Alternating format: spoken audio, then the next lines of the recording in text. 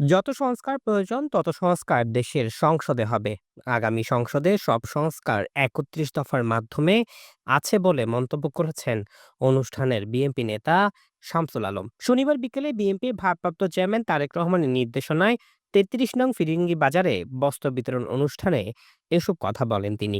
অনুষ্ঠানে বক্তারা বলেন, ফ্যাসিস্টদের বিতাড়িত করার মূল উদ্দেশ্য ছিল বাংলাদেশের গণতন্ত্র প্রবর্তন করা।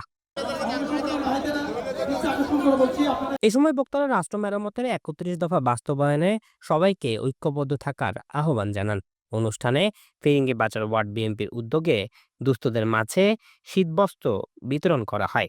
ফিরিঙ্গিবাজার ওয়ার্ড বিএনপির সাবেক সভাপতি আক্তার খানের সভাপতিত্বে অনুষ্ঠানে উপস্থিত ছিলেন এম এ হালিম, ইসমাইল বালী, হারুন জামান, শওকত আজম খাজা, তহিদুল ইসলাম নিশাত সহ ওয়ার্ড বিএনপি ও নেতাকর্মীরা উপস্থিত ছিলেন। এই স্বৈরশাসিত হাসিনা ফ্যাসিস্টবাদী সরকারের কারণে কখনো আমরা আমাদের কিছু যাবার যদি উদ্দেশ্য থাকেও আমরা আপনাদের কাছে আসতে পারি না।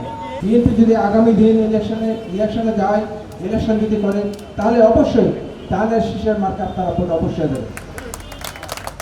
আগামী নির্বাচনে ইনশাআল্লাহ উনি আবার এই এলাকা থেকে নির্বাচন করবে। আমাদের নেত্রী উনাকে আমাদের উপহার দিয়েছেন, আমরা জয়যুক্ত করে উনাকে বেগম খালেদা উপহার দিতে চাই। আমরা একটা মুক্ত বিহঙ্গ পেয়েছি, সেই মুক্ত বিহঙ্গে আমরা আজকে যেখানে সুযোগ হয় সমাবেশ করে আমরা আমাদের দলের কর্মসূচি আপনাদের মধ্যে জাগরিত করার চেষ্টা করি। ফিরিঙ্গিবাজার ওয়ার্ড বিএনপি এবং চট্টগ্রাম মহানগর বিএনপির পক্ষ থেকে আপনি যেই শীতার্তর মাঝে চট্টগ্রাম ৯ আসনে কম্বল বিতরণ ধারাবাহিকভাবে চালিয়ে যাচ্ছেন।